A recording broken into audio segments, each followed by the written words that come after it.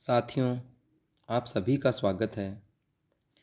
आज हम कक्षा 12 हिंदी साहित्य के प्रथम पाठ जयशंकर प्रसाद द्वारा रचित देवसेना का गीत और कार्नेलिया का गीत, इनके कुछ प्रश्नों पर बात करने वाले हैं।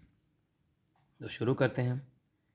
पहला प्रश्न देखेंगे, कार्नेलिया का गीत जयशंकर प्रसाद के किस नाटक का भाग है? ये कक्षा 12 के आपके पाठ्यक्रम में सम्मिलित है। इसमें 4 विकल्प हैं: चंद्रगुप्त, स्कंदगुप्त, अजातशत्रु, ध्रुव स्वामिनी। तो कार्नेलिया का गीत जयशंकर प्रसाद के किस नाटक का भाग है? और इसका सही उत्तर होगा आपका चंद्रगुप्त। अगला प्रश्न देखेंगे,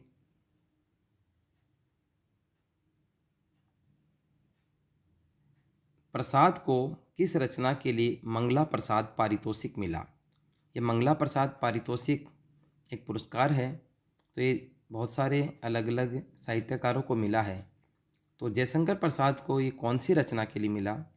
हमारे विकल्प हैं झरना, आंसू, कामायनी और लहर। तो आप देखेंगे कि मंगला प्रसाद पारितोषिक किस रचना के मिला? ये मिला इनको कामायनी के लिए। अगला प्रश्न देखेंगे, अरुणीय मधुमेह देश हमारा पंक्ति के माध्यम से किस देश की बात की गई है? ये कार्नेलिया का गीत की प्रथम पंक्ति है। अरुणीय मधुमेह देश हमारा पंक्ति के माध्यम से कौन से देश की बात की गई है?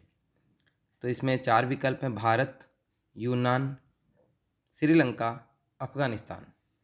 तो हमारा जो सही उत्तर है वो है इसमें भारत। तो भारत की बात की गई है कि हमारा देश कितना मधुमेह है, और इसकी भारत की ही विशेषताएं इस गीत में बताई गई हैं। अगला प्रश्न देखेंगे, हेम कुंभ ले उषा सवेरे पंक्ति में कौन सा अलंकार है? इसमें अलंकार पूछा है, कौन सा अलंकार है? इसमें उपमा, उत्प्रेक्षा, भ्रांतिमान और रूपक, 4 इसके विकल्प हैं। तो यहाँ पर हेम कुंभ शब्द जो है, यहाँ पर इसमें आपको इसे हेम कुंभ शब्द को देखते ही इसका हमें पता चल सकता है कि कौन सा अलंकार है, क्योंकि हेम और कुंभ के बीच में योजक चिन्ह भी लगा हुआ है और इनमें एक को दूसरे का रूप दिया गया है। तो ये अलंकार कौन सा हो जाएगा? यहाँ पर रूपक अलंकार हो जाएगा। अगला प्रश्न देखेंगे, स्कंदगुप्त नाटक के अनुसार स्कंदगुप्त किससे प्रेम करता था? या आपने अगर इस पाठ का परिचय अच्छी तरीके से पढ़ा है देवसेना का गीत का, तो आप इसका उत्तर बिल्कुल पता कर सकते हैं। तो स्कंदगुप्त नाटक के अनुसार स्कंदगुप्त किससे प्रेम करता था? विकल्प देखेंगे, देवसेना, कार्नेलिया, हेलेना और विजया। तो इसमें कार्नेलिया और हेलेना तो इसके पात्र हैं ही नहीं, दोनों ये तो चंद्रगुप्त के पात्र हैं। और देवसेना और विजया में देखेंगे तो स्कंदगुप्त है वो विजया से प्रेम करता था, जो एक नगर श्रेष्ठ की बेटी थी, महानगर के सेठ की बेटी थी विजया, उससे प्रेम करता था। अगला प्रश्न देखेंगे, मधुकरियों की भीख लुटाई, मधुकरियों की भीख लुटाई पंक्ति में मधुकरियों शब्द का क्या अर्थ है? वैसे इस पंक्ति से बहुत अच्छे से आपको इसका पता चल सकता है इसका क्या उत्तर हो सकता है। मधुकरियों की भीख लुटाई पंक्ति का क्या अर्थ है? और 4 विकल्प हैं: यात्रा, तरु, रात्रि, भिक्षा। तो इसका कौन क्या अर्थ होगा? क्या भिक्षा इसका अर्थ होगा। मधुकरी शब्द का जो अर्थ है वो है भिक्षा, तभी तो इसमें आया भीख लुटाई। तो भिक्षा का तद्भव रूप होता है भीख। अगला प्रश्न देखेंगे,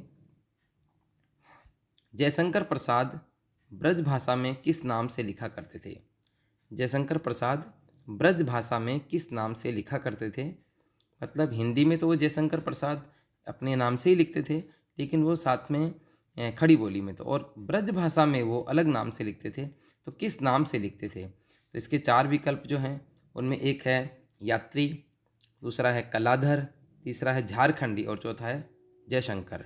तो जयशंकर प्रसाद ब्रज भाषा में कलाधर के नाम से लिखा करते थे। कुछ आलोचक उन्हें झारखंडी भी कहते थे, ये अलग बात है, लेकिन ब्रज भाषा में वे कलाधर के नाम से लिखा करते थे। अगला प्रश्न देखेंगे, देवसेना किस राज्य की राजकुमारी थी? देवसेना किस राज्य की राजकुमारी थी? तो विकल्प हैं मारवाड़, मेवाड़, मालवा और झांसी। तो पाठ के परिचय में का उत्तर दिया हुआ है कि देवसेना किस राज्य की राजकुमारी थी। वो मालवा की राजकुमारी थी। वो मालवा के राजा बंधु वर्मा की बहन थी। इसका मतलब वो मालवा की राजकुमारी हुई। अगला प्रश्न देखेंगे, कार्नेलिया का गीत के अनुसार कार्नेलिया किस देश की राजकुमारी थी। सेम उसी तरह का प्रश्न आगे है कि कार्नेलिया का गीत जो है अपने पाठ है जो है उसमें कार्नेलिया कौन से देश की राजकुमारी बताई गई है। भारत, यूनान, श्रीलंका और अफगानिस्तान। तो कार्नेलिया थी वो कहाँ की राजकुमारी थी, वो यूनान की राजकुमारी थी। क्योंकि सिकंदर जो है, सिकंदर के विजित क्षेत्रों को वापस प्राप्त करने के लिए सिकंदर का जो सेनापति है सेल्यूकस, वो भारत में आता है, सेल्यूकस निकेटर। और उसका जो मुकाबला है भारत में वो चंद्रगुप्त से हो जाता है और चंद्रगुप्त से वो हार जाता है युद्ध में। और बाद में उसने अपनी बेटी, जिसका इतिहास में नाम तो मिलता है हेलेना, और यहाँ प्रसाद ने इस नाटक में उसका नाम कर दिया कार्नेलिया। तो कार्नेलिया जो थी उसकी शादी वो चंद्रगुप्त के साथ कर देते हैं। तो सिकंदर और सेल्यूकस दोनों ही यूनान के थे। तो इसका हमें इससे पता चलता है कि कार्नेलिया भी कहाँ की थी, यूनान की ही राजकुमारी थी। अगला प्रश्न देखेंगे, अरुणीय मधुमेह देश हमारा पंक्ति प्रसाद के किस नाटक का अंश है। तो ये देखेंगे, अरुणीय मधुमेह देश हमारा ये पहली ही पंक्ति है और ये कार्नेलिया का गीत की है। तो अब आपको इससे पता चल गया होगा किसके क्या इसका उत्तर हो सकता है। 4 विकल्प हैं, चंद्रगुप्त, स्कंदगुप्त, अजातशत्रु, जन्मेजय का नाग यज्ञ। तो अरुणीय मधुमेह देश हमारा ये कार्नेलिया का गीत से है और कार्नेलिया का गीत किसका भाग है, वो चंद्रगुप्त का भाग है। अगला प्रश्न देखेंगे, कार्नेलिया किस नदी के तट पर बैठी गीत गा रही थी। कार्नेलिया कौन सी नदी के पास में, उसके किनारे के पास बैठी गीत गा रही थी। विकल्प में देखेंगे झेलम, गंगा, सिंधु और ब्रह्मपुत्र। तो 4 नदियाँ इसमें विकल्प हैं। तो कार्नेलिया थी वो सिंधु नदी के तट पर बैठी हुई गीत गा रही थी। तो इसका सही उत्तर हो जाएगा सिंधु नदी। अगला प्रश्न देखेंगे, उड़ते खग जिस ओर मुँह किए समझ नीड निज प्यारा। उड़ते खग जिस ओर मुँह किए समझ नीड निज प्यारा पंक्ति में कौन सा भाव व्यक्त हुआ है। इसका मतलब है कि खग यानी पक्षी जिधर भी मुँह कर लेते हैं समझ लो वहाँ पर उनका घोंसला है। तो ये क्या बताने की कोशिश इसके माध्यम से की गई है। इसमें 4 जो विकल्प है भाव के, देशभक्ति का भाव, इसमें शरणागत की रक्षा का, सामाजिक समानता का और भाग्य दर्शन का।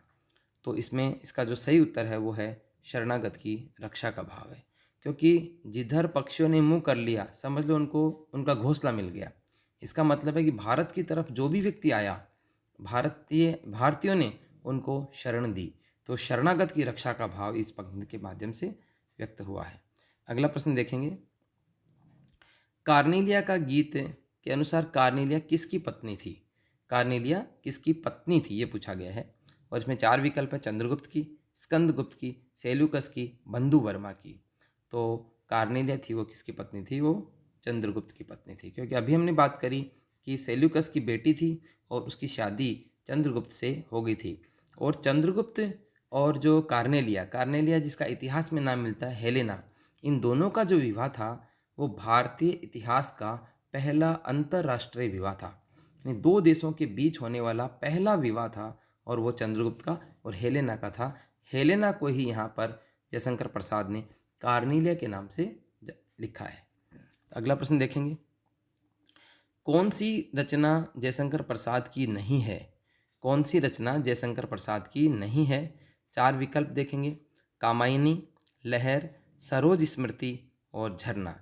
यदि आपने प्रसाद के पाठ के जीवन परिचय को पढ़ा है तो बहुत आसानी से इसका उत्तर बता सकते हैं और इसका उत्तर होगा सरोज स्मृति। क्योंकि सरोज स्मृति रचना है वो सूर्यकांत त्रिपाठी निराला की है और सरोज स्मृति भी हिंदी साहित्य में एक पाठ चलता है इसमें कक्षा 12 में। तो जयशंकर प्रसाद की कामायनी, लहर, झरना ये रचनाएं हैं, लेकिन सरोज स्मृति सूर्यकांत त्रिपाठी निराला की रचना है। अगला प्रश्न देखेंगे, जयशंकर प्रसाद का जन्म कब हुआ। तो जन्म की तिथि मतलब वर्ष हमें बताना है।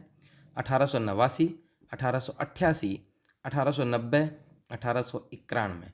तो जयशंकर प्रसाद का जो जन्म हुआ वो हुआ 1889 में, है ना। तो अगला प्रश्न देखेंगे, जयशंकर प्रसाद के काव्य का प्रमुख स्वर है। जयशंकर प्रसाद के काव्य का स्वर कौन सा, ये बताना है। इसमें 4 विकल्प देखेंगे, राष्ट्रीय जागरण, दर्शन, आध्यात्मिकता, प्रकृति प्रेम। तो जयशंकर प्रसाद के काव्य का स्वर तो इनमें से सभी हैं, लेकिन प्रमुख स्वर की यहाँ पर बात की गई है। प्रमुख स्वर क्या है, तो जयशंकर प्रसाद के नाटकों का जो प्रमुख स्वर है या उनके काव्य का जो प्रमुख स्वर है वो है राष्ट्रीय जागरण। वैसे जयशंकर प्रसाद प्रतिभिज्ञ दर्शन को प्रदर्शित करने वाले थे। कामायनी में उन्होंने प्रतिभिज्ञ दर्शन, यानी जो उसको हम शैव दर्शन भी कहते हैं, उसको इन्होंने प्रदर्शित किया। लेकिन पूरी तरह से हम देखें तो इनके काव्य का जो स्वर है वो राष्ट्रीय जागरण ही है। अगला प्रश्न देखेंगे, देवसेना का गीत, देवसेना का गीत प्रसाद के कौन से नाटक का अंश है।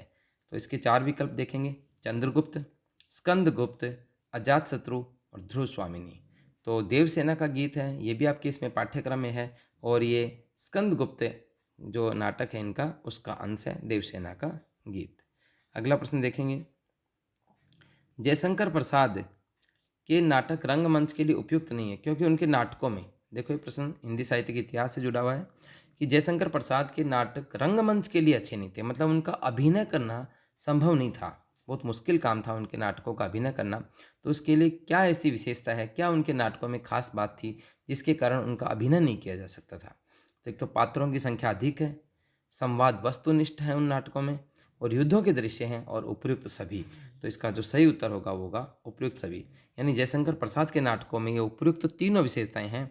उनके पात्र बहुत ज़्यादा थे, इसलिए अभिनय करना मुश्किल था, इतने सारे पात्रों की व्यवस्था करना मुश्किल था।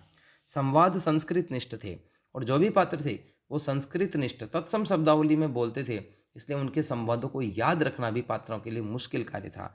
और युद्धों के दृश्य थे, और युद्धों के दृश्य को रंगमंच पर फिल्माना, उनका मंचन करना बहुत मुश्किल काम था। इसलिए जयशंकर प्रसाद के नाटक हिंदी रंगमंच के लिए उपयुक्त नहीं थे। कहते हैं कि जयशंकर प्रसाद ने अपने नाटकों के माध्यम से हिंदी रंगमंच को चुनौती दी। अगला प्रश्न देखेंगे, कामायनी महाकाव्य जो है, कामायनी महाकाव्य में कितने सर्ग हैं। देखो एक महाकाव्य में कम से कम 8 सर्ग होना आवश्यक है, और यहाँ पर कामायनी जो महाकाव्य है उसके सर्गों की संख्या पूछी गई है। विकल्प हैं 10, 15, 20 और 25। तो कामायनी महाकाव्य में कितने सर्ग हैं, और वो हैं 15 सर्ग।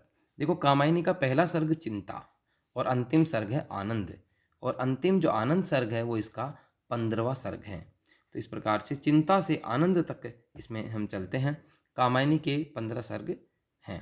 अगला प्रश्न देखेंगे, अगला और अंतिम प्रश्न है इसका आज का, कि कामायनी को मानव भावों का रसात्मक इतिहास, देखो कामायनी को मानव भावों का रसात्मक इतिहास और नए युग का काव्य किसने कहा। ये किसी हिंदी के आलोचक जो हैं या साहित्य लेखक है उनका नाम पूछा गया यहाँ पर, कि कामायनी को मानव भावों का रसात्मक इतिहास और नए युग का काव्य किसने कहा। और हमारे 4 विकल्प हैं, रामचंद्र शुक्ल, डॉक्टर नगेंद्र, हजारी प्रसाद द्विवेदी और नंद दुलारे वाजपेयी। तो कामायनी को मानव भावों का रसात्मक इतिहास और नए युग का काव्य किसने कहा था, नंद दुलारे वाजपेयी ने। तो आज के लिए इतना ही करेंगे, धन्यवाद।